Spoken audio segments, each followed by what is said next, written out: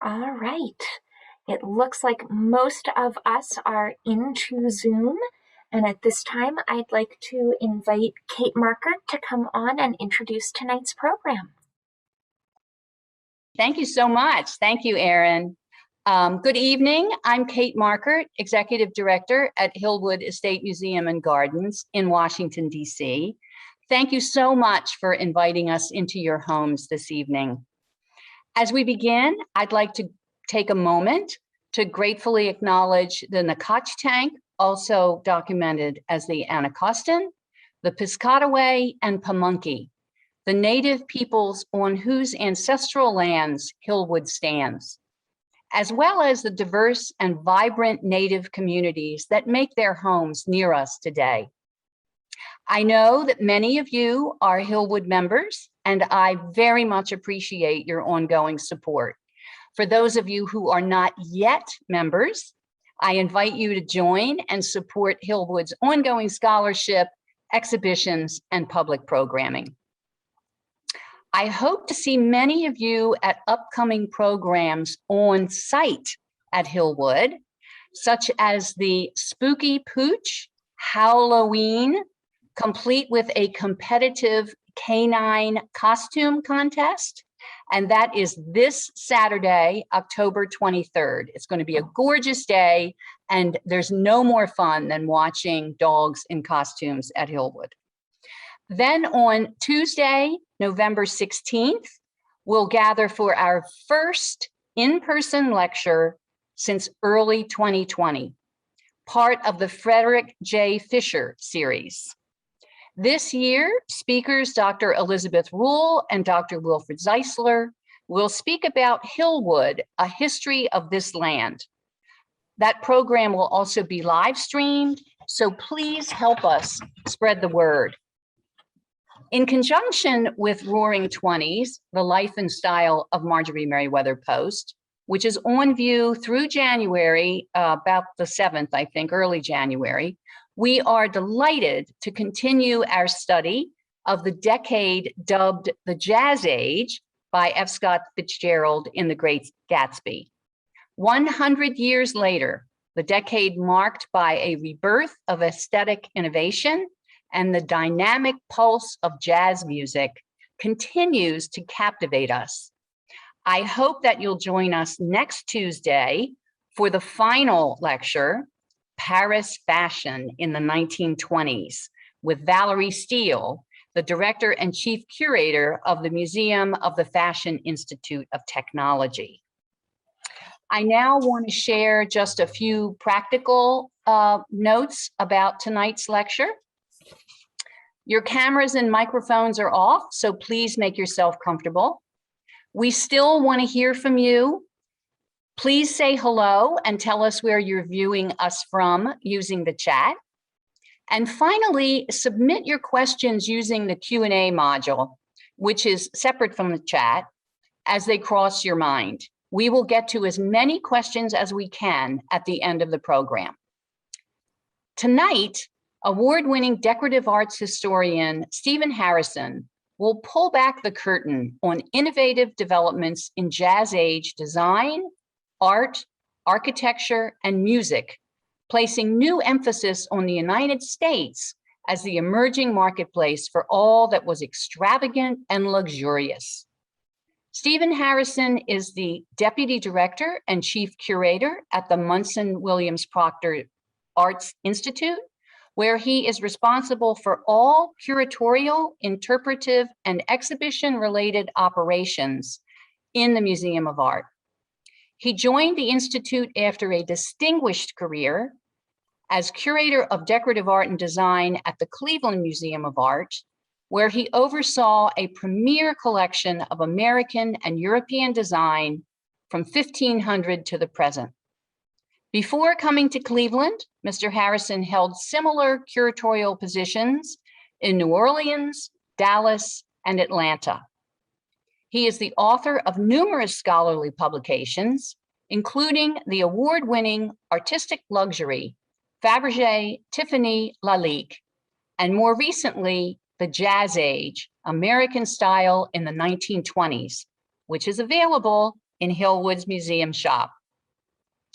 A former features contributor to Better Homes and Gardens, Stephen lectures widely on the subject of decorative arts and historic interiors around the world. A graduate of the University of Virginia, where he was a Jefferson Scholar, Stephen holds advanced degrees in historic preservation from the University of Pennsylvania and material culture from the Winterthur Museum program at the University of Delaware. Stephen, it's a pleasure to have you with us this evening. Thank you so much, Kate. I really appreciate being here. Let me just get back to the slides. There we are. It's really a pleasure and quite an honor to speak for this evening to all of your listeners as on the series for this magnificent show that you have on view at Hillwood. And I only wish I could be there in person, but I will travel there at some point soon. Hillwood has a special place in my heart because it's one of America's premier house museums and places where you can really understand the owner and the life they led and the interests they shared there. And it's really a magical place. So I'm very honored to be with you all this evening. I would like to just say a word about the Jazz Age. This was my last project at the Cleveland Museum of Art. And I really came to the decade of the 1920s with so many preconceived notions, thinking that it was just a period of modernity, not realizing that in fact it was a period of contrast, and designers looked back as much as they looked forward. And I think that that's probably one of the greatest revelations that occurred to me as I was studying this material with my colleague Sarah Coffin, who co-organized that exhibition with me and co-wrote the catalog. Sarah is now the retired curator of decorative arts at the Cooper Hewitt in New York. We co-organized this project with them. I would like to begin with probably one of my most favorite objects that I encountered in looking at this decade.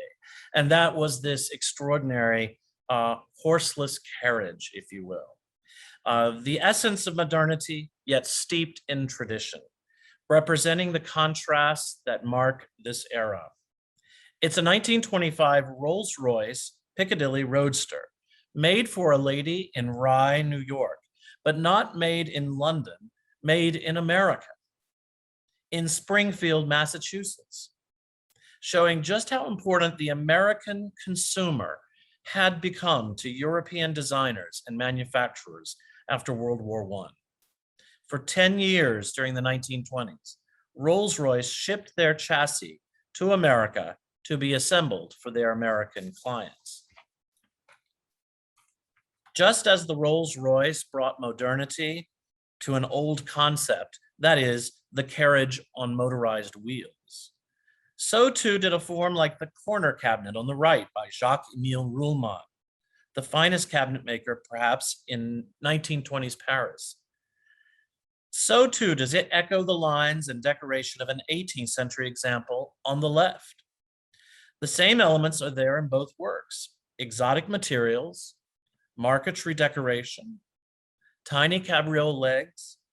Yet in Ruhlmann's hand, we see the marks of modernity: bold, expressive decoration, rhythmic punctuation, refined elegance. You can't quite put your finger on it, but everything about it speaks to a new age of design. Here, the lines of this sterling tea and coffee service by Wallace of 1929, a little later in the decade, represented the essence of modern adaptation of a recognizable older form. Each piece is not only flattened, but pulled up and stretched like taffy, giving it a modern touch without offending the eye. In many ways, the bolder use of color in strong combinations achieved the same result. Here, two American stylists, one we know, Maya Overbeck for Tiffany and Company on the left, and an unknown designer on the right, composed traditional necklaces, but with pops of bright color. Again, this decade was about contrasts. This sumptuous screen by Armand Albert Rateau achieves the same effect in gold and black lacquer.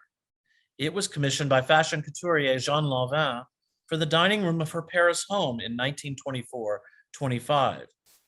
With this work, which references medieval Flemish tapestries, Rateau establishes a playful, accessible style of design, more acceptable in America than the avant-garde.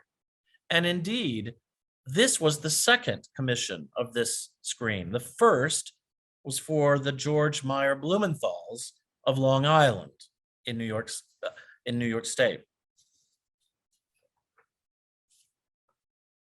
Similarly, this giant wall mural by Austrian-born set designer Joseph Urban for the Ziegfeld Theater in New York, filled with pattern and alive with mythical characters from literature and theater, really conveys the pulse and the rhythm and the color and the contrast of this era. This enormous four-panel work exhibits the influence of Viennese decoration and color and reflects this vibrant mood of the period.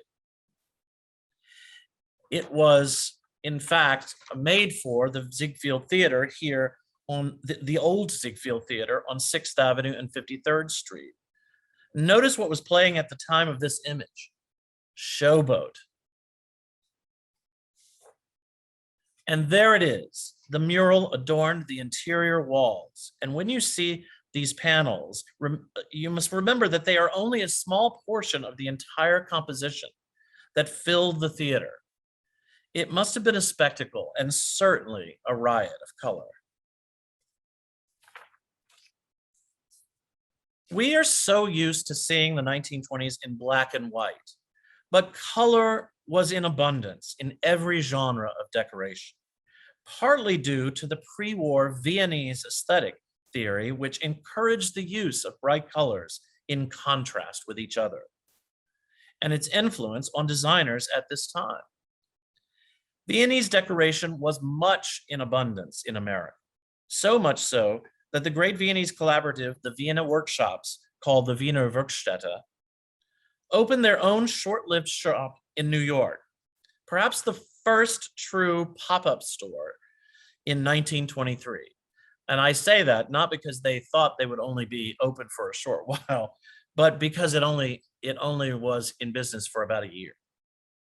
This rare surviving chair from the entry foyer is now at the Detroit Institute of Arts in Detroit. And there you see it in the foyer of the Wiener Werkstätte shop on 5th Avenue in New York in 1923.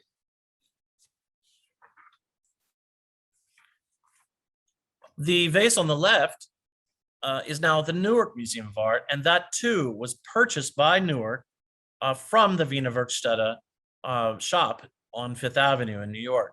So again, Viennese decoration was much in abundance, including, you can see it, all over patterning of this beautiful stopwatch by Longines for an American client at the time.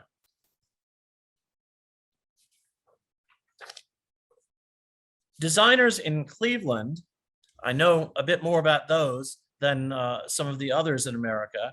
Victor Schreckengost was one of the greatest ceramicists in this period, and his work on the right reflects the period when he was in Vienna in 1930.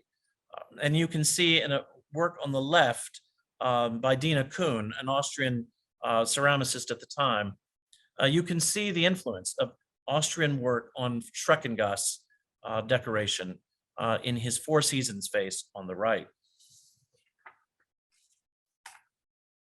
Designers also came to America from Paris, having previously studied in Vienna as well. And so the Rose Ironworks screen from Cleveland, Ohio, seen here on the screen shows this lineage in the hand of its designer, Paul Fehr, who was Hungarian and who, like Schreckengost, had studied pattern and figuration in Vienna.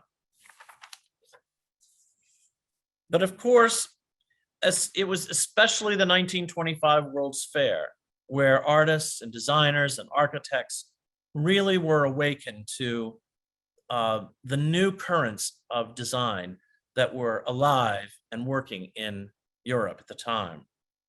The Exposition des Arts Décoratifs, the fair to chronicle all that was modern in the Western world. And while America didn't actually have its own pavilion at this fair, Americans were present in abundance, traveling to see what the world had to offer.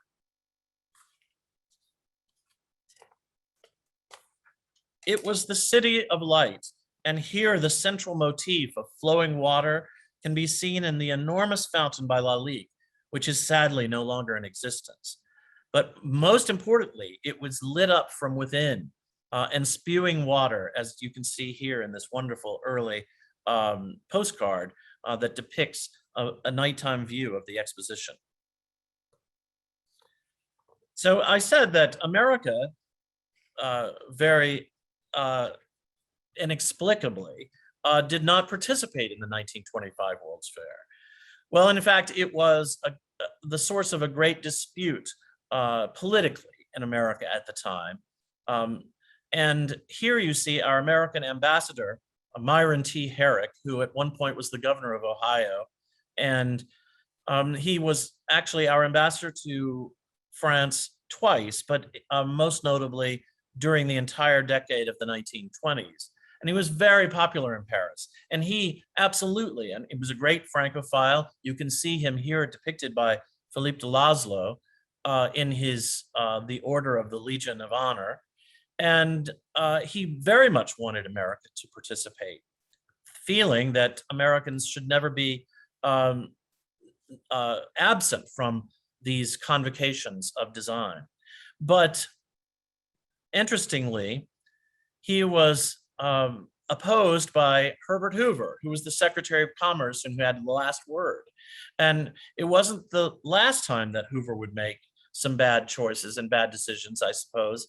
But for American designers in particular, he declared that there was nothing modern about American design at the time, and so we shouldn't participate.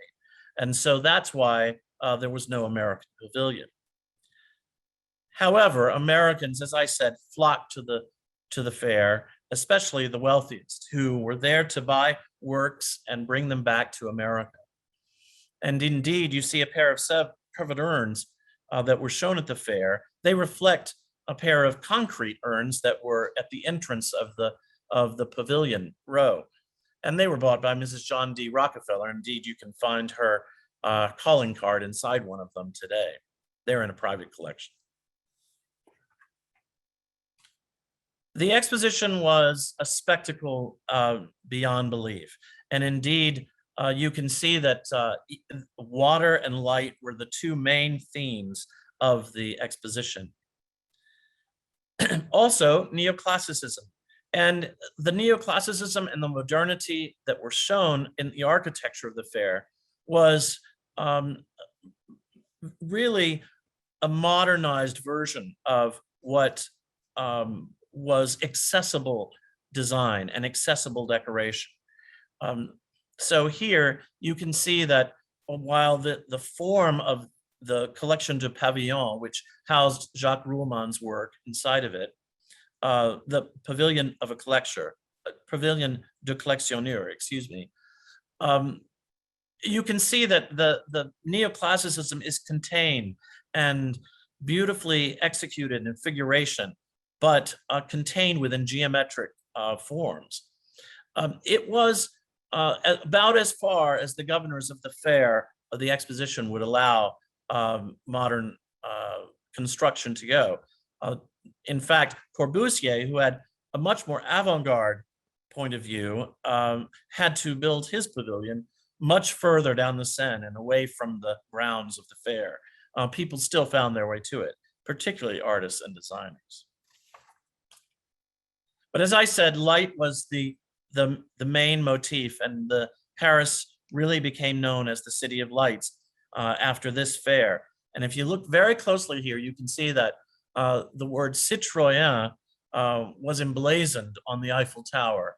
An old piece of sculpture, a tower built in 1889, but updated for modernity. And nothing could really encapsulate the spirit of the fair more than the Eiffel Tower, used as a billboard for Citroën, the great French automobile company.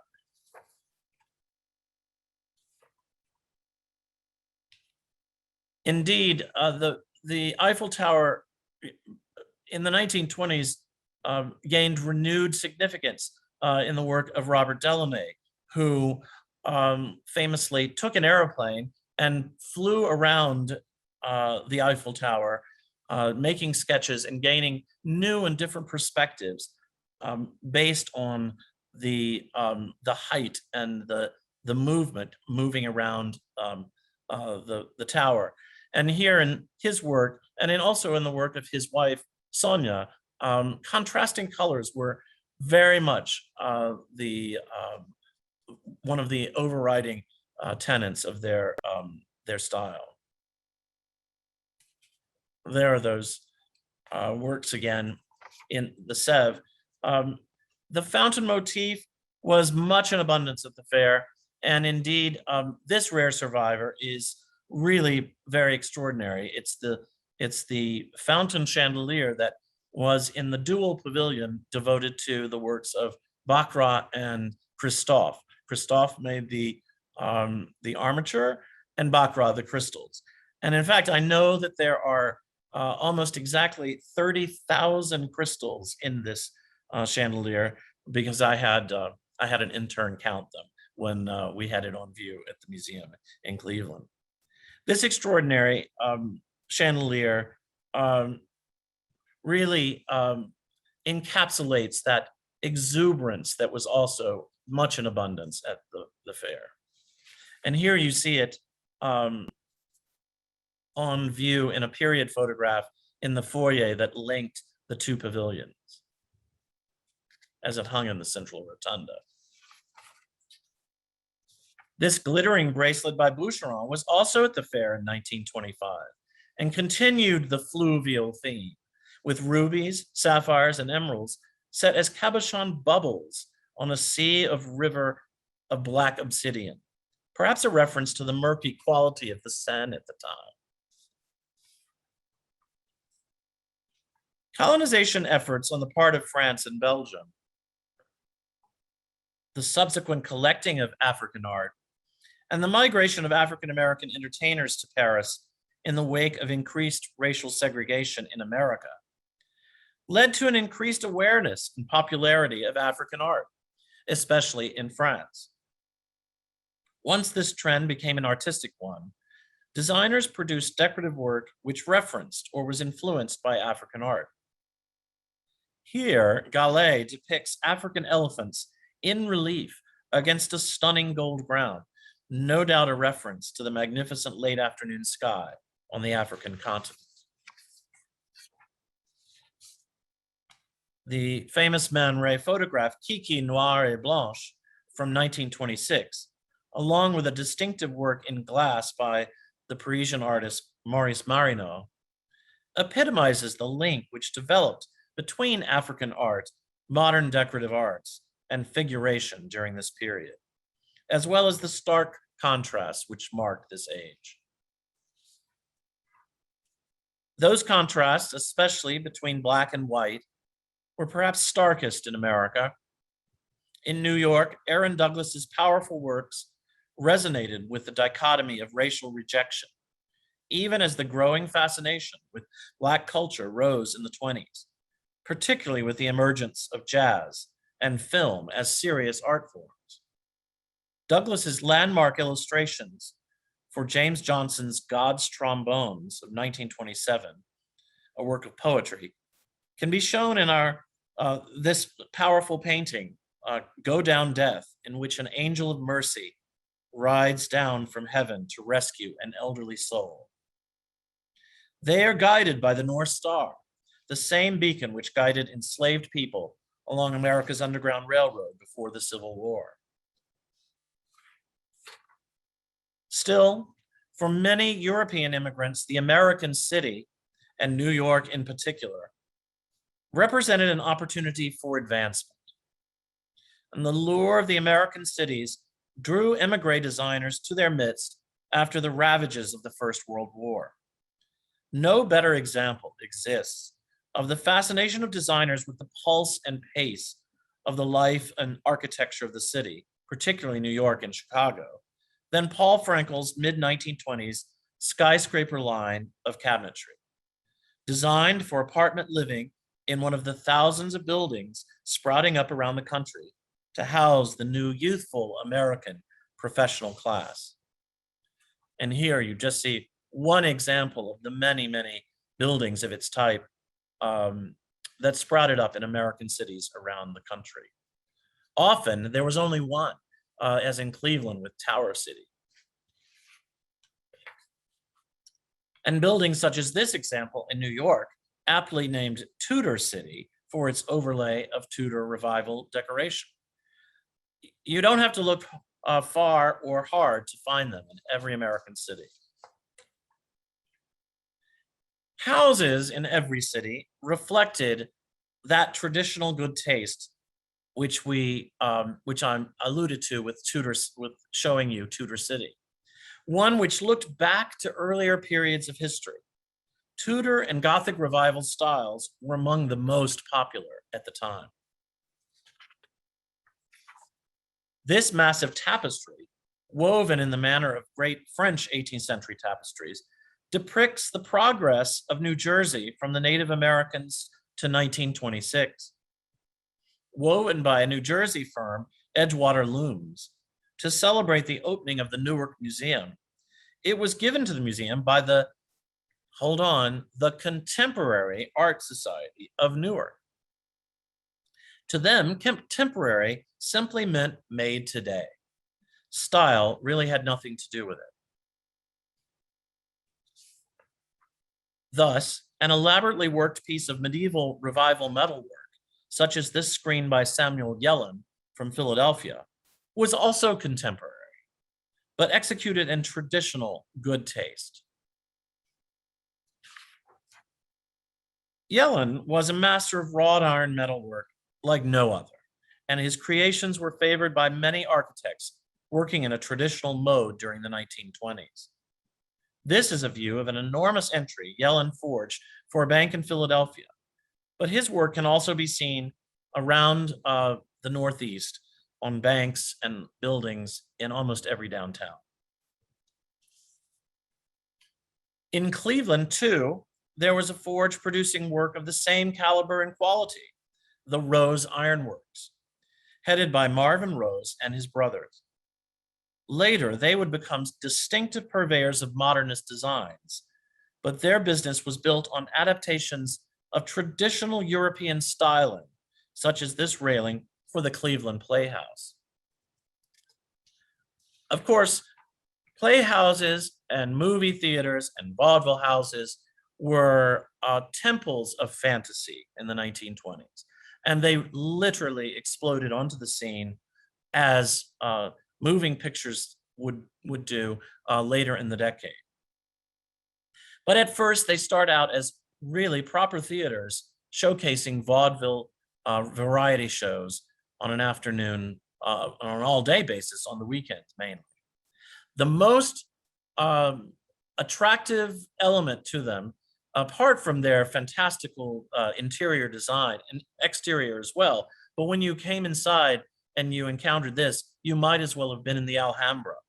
But the one innovation that I think drew more people than any was air conditioning.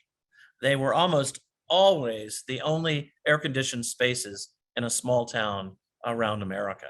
And of course, people would go and they would stay all day. Our own Marjorie Merriweather Post also enjoyed exotic and lavish decoration during this period that you really couldn't have called modern. And indeed, you see the interior of her great house in Palm Beach, Mar-a-Lago, here on the screen. A lot of this sort of decoration was promulgated by female interior designers during this era. And I love some of the names that they were known by. Mrs. Muchmore, or as you see here, Miss Swift. And they were absolutely paragons of elegance and decoration.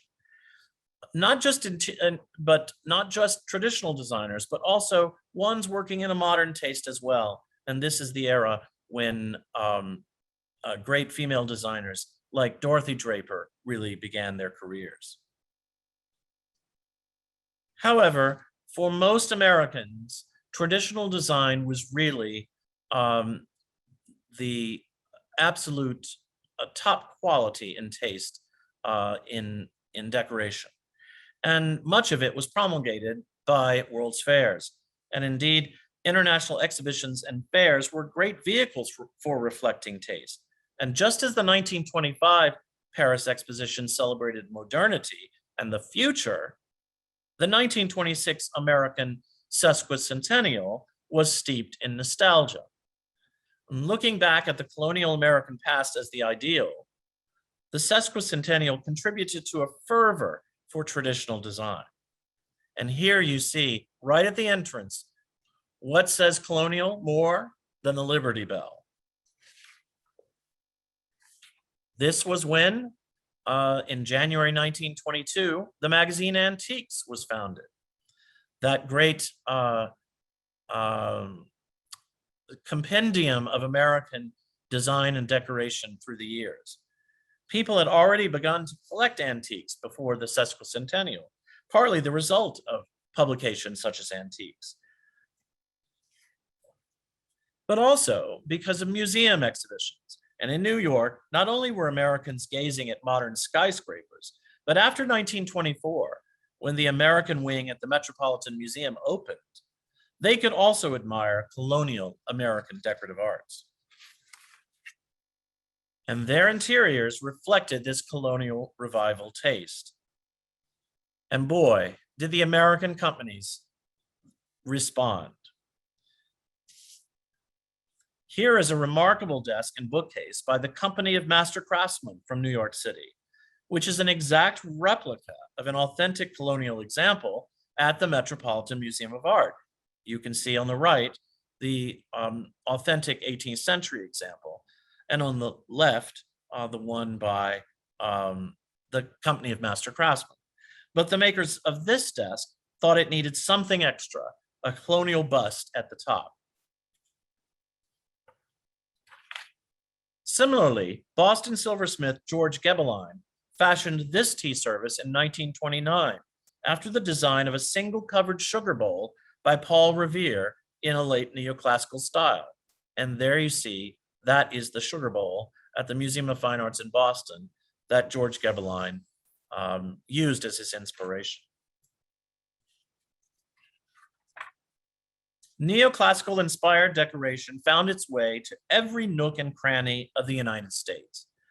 And in Houston, Miss Ima Hogg built Bayou Bend in 1927 and filled it with American decorative arts.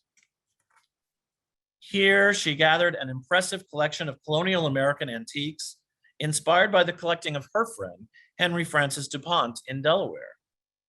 But notice, in a nod perhaps to the glamour and modern taste of the day, her wallpaper in the dining room was printed on gilded paper, at once looking back and forward at the same time.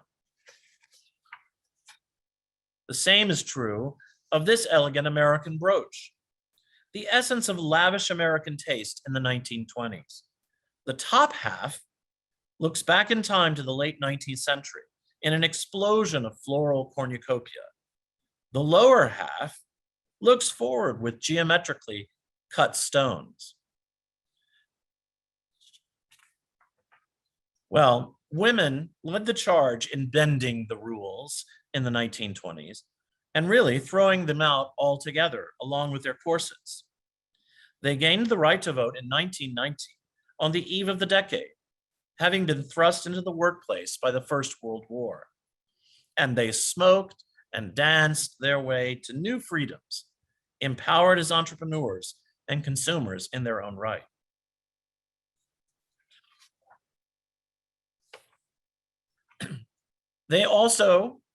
Women also led the charge for the 19th Amendment, which, the 18th Amendment, which created prohibition. And what is very important to note about prohibition is that it really only outlawed the sale of alcohol, not the consumption of it. So if you still had your own wine cellars, like Marjorie Post, you could continue to drink and enjoy life throughout prohibition. However, it also gave rise to underground criminal organizations and all sorts of illegal activity at the same time. But what really worried many people, as you can see here on the cover of the Etude, which was the classical music magazine of the day, was the jazz problem. And so what to do with all of this newfangled music and music that really didn't follow the rules. Jazz music provided the soundtrack and the backdrop for the age. Composers and artists brought popular music to the concert hall, and chief among them, George Gershwin, who debuted his Rhapsody in Blue with the Paul Whiteman and his orchestra in 1924. And here you see Whiteman with his band, billed as an experiment in modern music. The concert was held in this auditorium, Aeolian Hall, which couldn't have been more traditional in its design. Very late neoclassical, Regency, in fact, in its styling. But in fact, jazz music, while it was very much the preserve of the concert hall, was also could be found in polite drawing rooms around the country. And here again, the merging of innovation and avant-garde ideas really come together in this curious instrument called the pianola, which played through mechanical action, played piano rolls, where musicians could record their own music or the music of others on a piano roll, and it would play the piano without anyone there.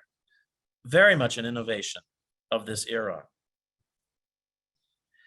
And I thought it might be fun if we were to hear a little bit of George Gershwin playing his own music.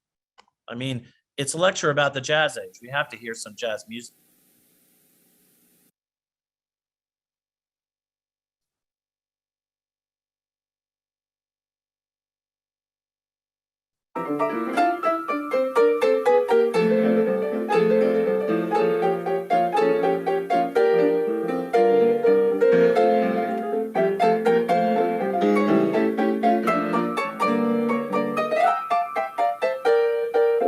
You too could have George Gershwin playing for your cocktail party.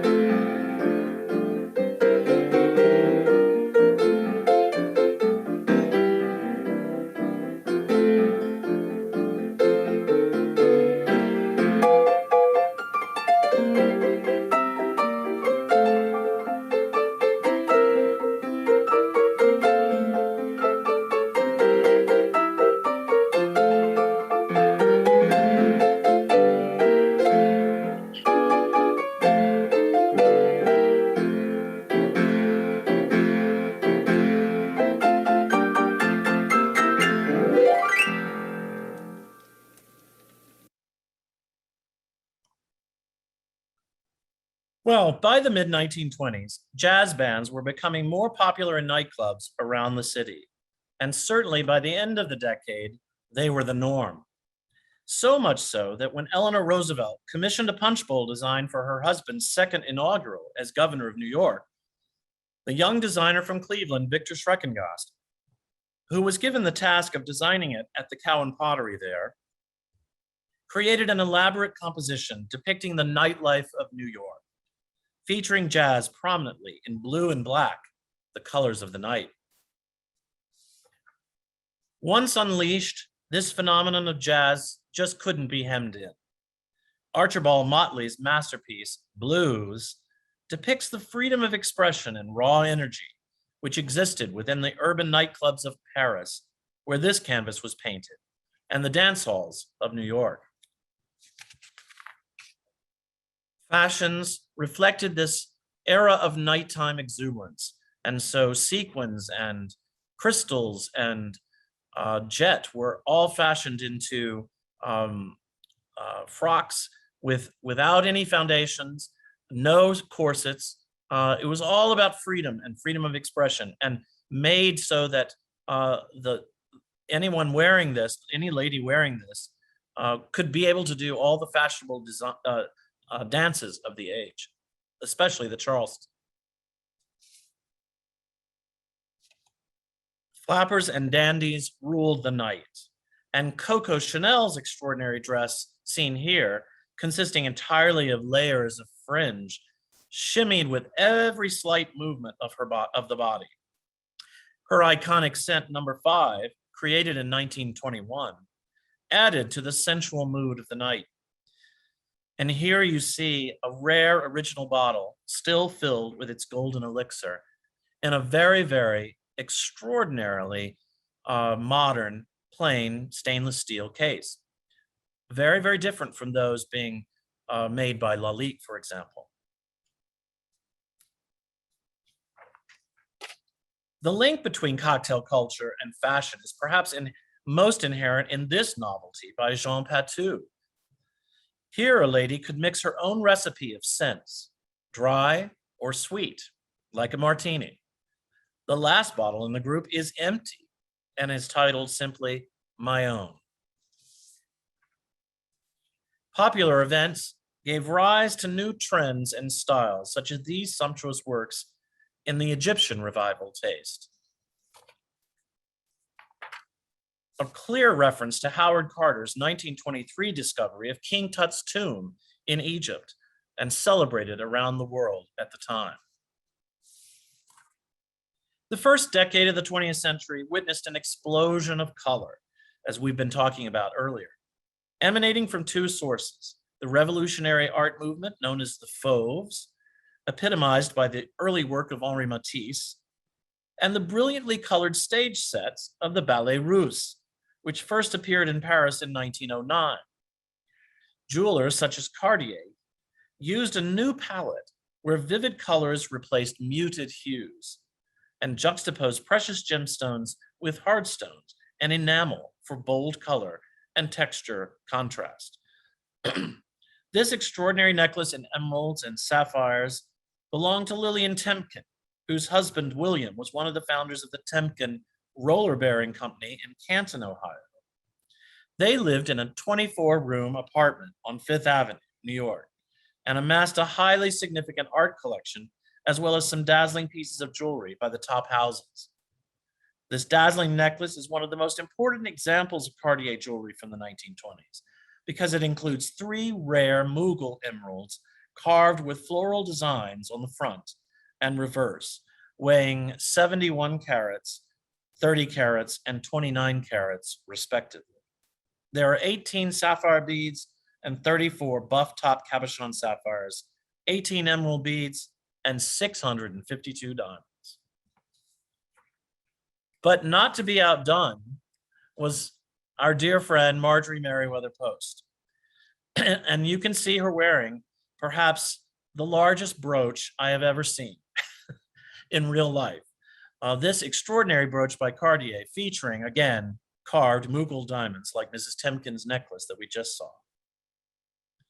And indeed, Mrs. Post had her own grand necklace of emeralds.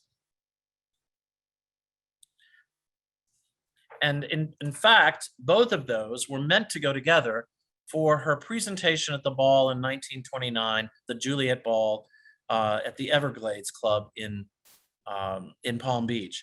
And if you look closely, around her neck is both the necklace and the brooch being worn as a pendant at the bottom of it. The effect must have been unbelievably spectacular. Marjorie Merriweather Post loved all the major colors of stones in the period, whether they be emeralds, diamonds, and in this case, rubies, as you can see in her beautiful, in this beautiful portrait. And she's wearing a stunning ruby and diamond bracelet. And color could be found in abundance in jewelry such as these, and probably not unlike the ruby bracelet that she was wearing is the one on the right. The return of precious stones could be found in every jewelry house on both sides of the Atlantic. Whether sapphires were emeralds or rubies, they were almost always paired with diamonds for contrast. Some houses, especially Cartier, put all the stones together in a lavishly decadent combination known as tutti frutti. These magnificent jewels in this lecture were once owned by Mrs. Cole Porter.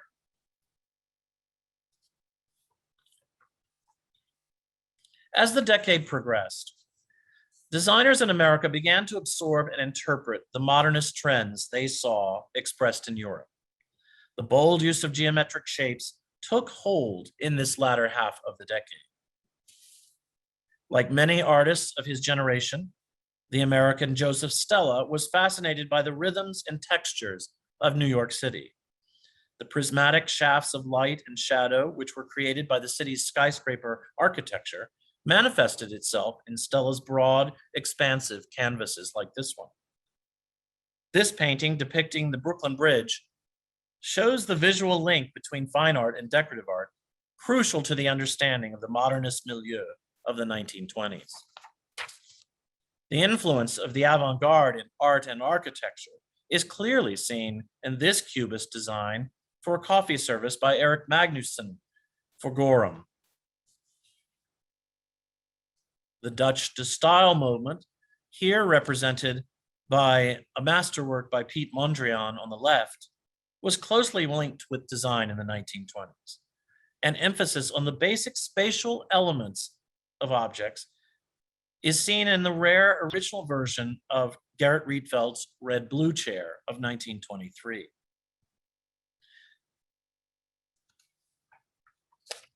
Similarly, this example of Paul Frankel's skyscraper line of desks from about 1929 reinvents the acceptable form of a desk.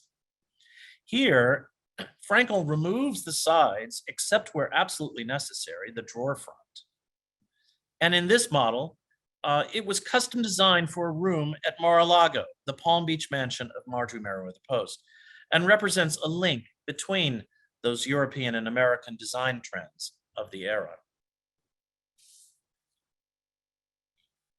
American architect Donald Deskey's designs for decorative furnishings in the 1920s also show the influence of European trends in avant-garde art and architecture. This screen from 1928 demonstrates his affinity toward cubist prismatic design, as does Maynard Dixon's remarkable 1925 three-panel screen, which he called a study in cubist realism, a clear, if not obvious, reference to fine art. And can anyone guess the subject? I'll give you a hint. It's the Grand Canyon. By and large, Americans didn't embrace these avant-garde trends in design unless it was affordable. Reuben Haley's line for the Consolidated Glass Company, Ruba Rhombic, was perhaps the most successful of these ventures. One celebrity of the day, film star Mae West, certainly embraced the abstract and geometric in design. This is her stunning diamond bracelet from the period. These ideas of modernity, first formed at the beginning of the century, then more fully realized in the 1920s, really foreshadow the machine age of the 1930s. One of the most emblematic canvases painted during this period was by the great American painter Gerald Murphy, who did very few canvases, but was very meticulous in their depiction of machinery and mechanisms. In a series of original masterworks from the German Bauhaus and Bauhaus-influenced designers, the impact of international modernism, industrial modernism, is revealed.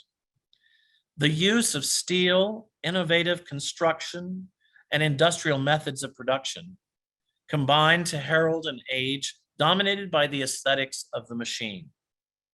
Works such as this original Barcelona chair from 1929 bring an authenticity to these otherwise commonplace ideas today.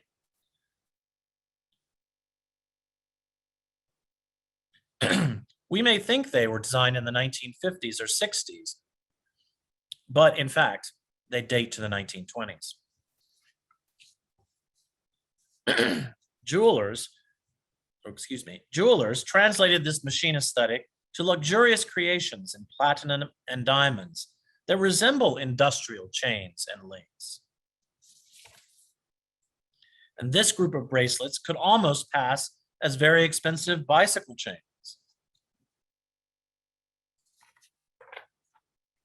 The impact of Charles Lindbergh's flight in 1927, successfully forging the link between the continents through the air, really just cannot be overstated. When he arrived at the Bourget Airport in Paris, and here you see a picture of that moment, his plane was met by luminaries and ordinary citizens alike, including amongst the crowd was Pablo Picasso.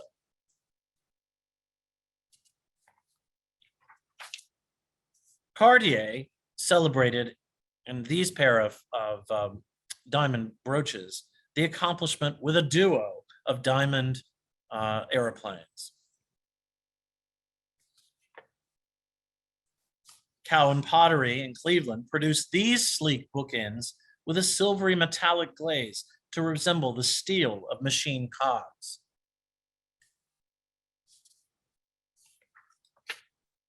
And while Steuben glass created this heavily cast bowl reflecting the form of a steel mill crucible, it was adorned with decoration, really, from the early 1920s.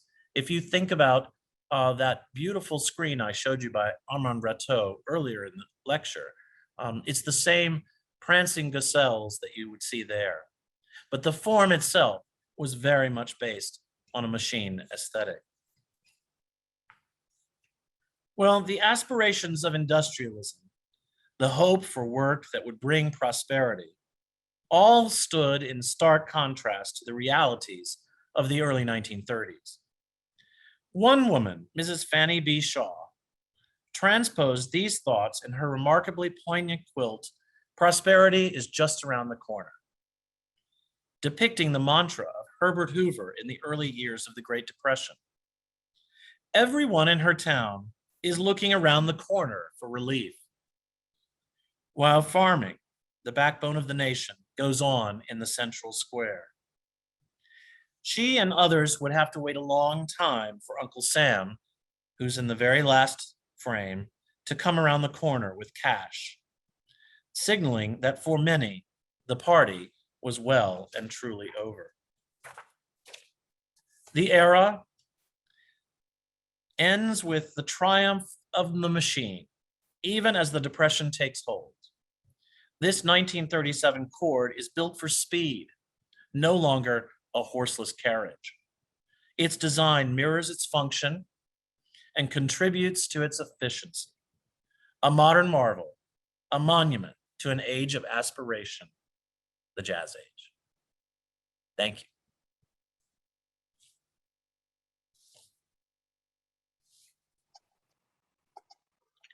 Stephen, thank you so much. That was absolutely fabulous. There have been a number of comments coming into the chat about particular items that have struck folks' fancies, and I have to say, I don't think that there's a single object you included that I wouldn't love to own. Very Myself selfish included. Absolutely, absolutely. So we do have a few questions that have come in already, but I'd like to encourage anybody who has a question brewing in their mind to use that Q&A module down at the bottom of your screen to submit a question, because we have a few more minutes with Stephen, and there are some of those objects that really resonated with folks and we wanted to know more about. Sure. Ellen Joy asked about those amazing diamond bracelets and asked if they were bicycle chains and who the jeweler was behind that work. Those works, I believe, are by Boucheron. I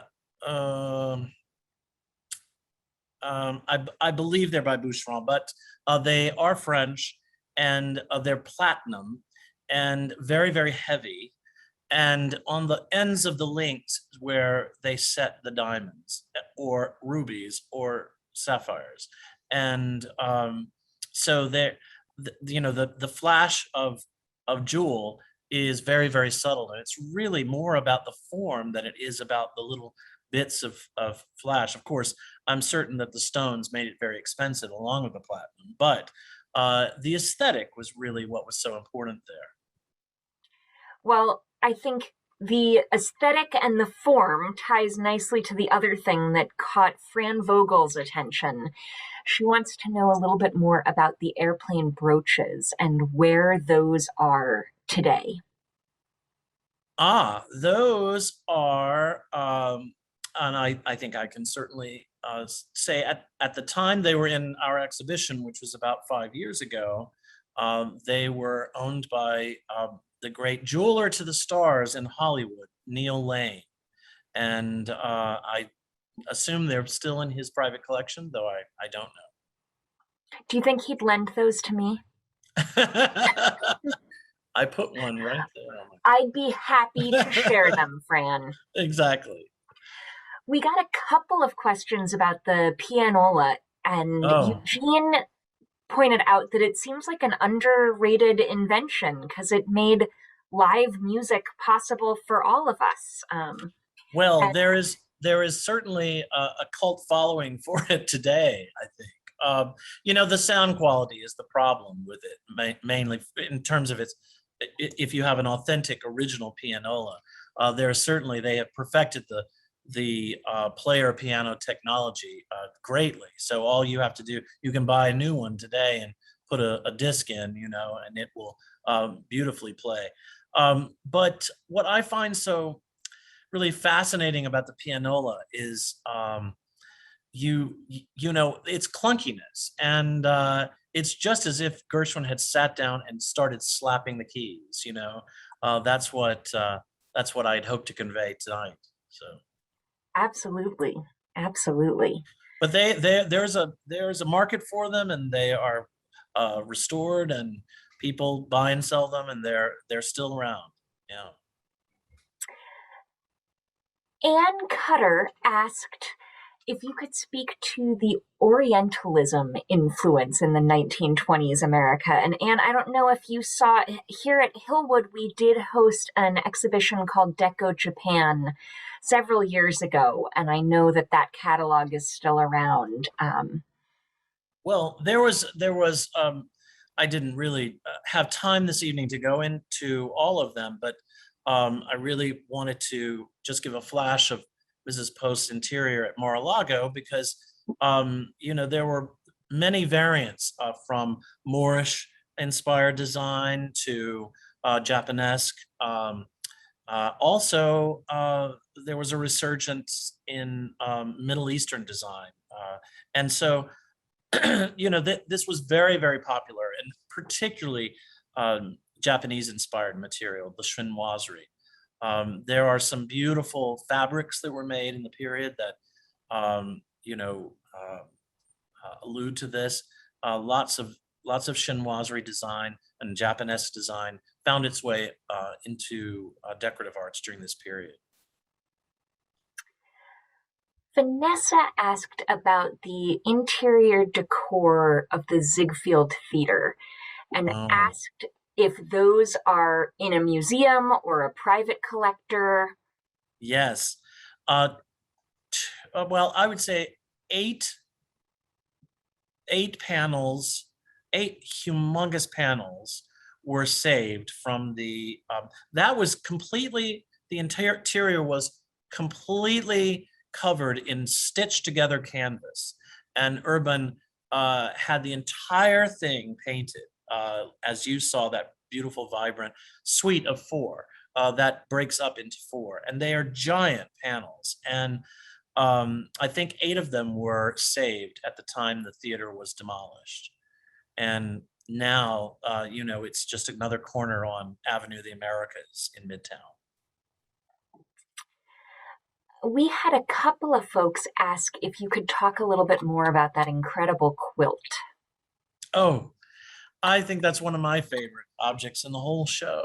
And it really reflects the sort of sense of poignancy and regret that I think a lot of people came to find at the end of the 1920s, when when uh, middle class were plunged into poverty, and working class lost their jobs, and the very wealthy had to go without sometimes. And the fact that the president continued to say, "Don't worry, prosperity is just around the corner. It's just around the corner." I'm not sure he was. I'm not sure Hoover was really aware of just how many people didn't believe him. And so, I've always wondered whether she made that quilt to reflect her cynicism, or her continuing hope for prosperity in what was becoming an ever more dire situation in that period. She made that quilt in the absolute nadir of the Depression, and and in Van Alstyne, Texas, which was probably becoming a dust bowl at the time. So it must have been so desperate. But I mean, goodness, what rhythm, and the intimacy of all of her neighbors being depicted like that. And I like to think that she still maintained hope, even though there wasn't much to be had. Faith Chrisley just asked if that quilt has a connection. There's a new quilt exhibition at the MFA in Boston, which she notes she has not yet seen, and neither have I. Nor have I. I will run up and see it, though. I love quilts, and um, that quilt is owned by the Dallas Museum of Art, and they showed it quite a while uh, in their permanent collection, and then it's been resting for a while. So it was in our show for 6 months, and then it needed to rest again. So it should be coming out again in the next year or so, I would think. That will It's be it's really one of the great masterpieces of the 20th century in quilt making. And it's very well quilted, I will tell you. excellent. Excellent. Stephanie Powers shared a question. Stephanie Powers. Yes, asked about Tudor style architecture, Yes. and noted that she grew up in a Tudor style house in the 70s, but when she moved to New Hampshire, she noticed that there were not many Tudors there, and wondered if there was a reason that that style didn't really take hold in New England the same way it had in Dayton. Because very simply, because the colonial revival was raging at the same time. So in terms of traditional good taste in New England, that would, of course, have meant copying those colonial houses that were so, I mean, they were published. Aaron, you and I probably have several bookshelves full of books of photographs from Wallace Nutting and others, who published historic architecture during that period in the 20s. People couldn't get enough of it. And in the run up to the sesquicentennial, I think everyone was thinking about, colonial days. And so in New England in particular, where that architecture still could be seen, people really preferred that for modern house design. Elsewhere, as soon as you get out of New England, I mean, even in Philadelphia, all along the eastern seaboard, through the South, through the Midwest, out in California, you'll find Tudor houses, from the 1920s. That sort of trying to that nostalgia for a connection to Europe was very, very big, and so we can find it everywhere. And in fact, that was one of my first, that was one of the first big questions I wanted to answer is, wait a minute, if the 20s was supposed to be all about Corbusier and Bauhaus design, why is it that every building built in the 20s in my town looked like an English castle? So it didn't make sense to me. And now we know it's that contrast between traditional architecture and modern. It is. And Kate just reminded me that Marjorie Post's Hillwood in Long Island was also built in the 20s, and it is very Tudor, that same that's exactly same contrast. Right. And we've got a couple of folks chiming in with various places where there are pockets of Tudors. Oh, yes, exactly. Amy in Sacramento said, I always thought it was so odd in the middle of this ranch style home. There you go. And there was a really great book on mid-century housing that came out about 5 years ago, and I can't remember right now, but Amy, especially if you're interested in how that fits with ranch-style homes out in California, I will do my best to remember what the title of that book is, and feel free to send me an email, and I'll see if I can hook you up with that one.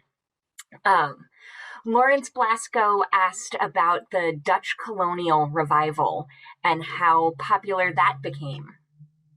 That was very popular, obviously, in areas that had Dutch colonization in the 18th century. So in New York, New Jersey, in Pennsylvania, and so where people were familiar with various cultural various cultural motifs, that's the word I was trying to find, then they built modern houses in the same vein. And that's sort of how you get that. Which is why, of course, if you went to Dallas, the Highland Park shopping center of the 1920s was very much in a Spanish colonial style. Excellent. Well, I see that we will not be able to get to all of our questions, but I'd like to take us back to an earlier conversation about what jewelry I should be wearing at our next lecture series. And Amy asked if you could speak to how heavy those jewelry pieces are and whether they'd be difficult to wear or if they were engineered in such a way to help alleviate that. Well, remember, emeralds are rocks. So you are wearing a big chain of rocks around your neck when you're wearing something that big.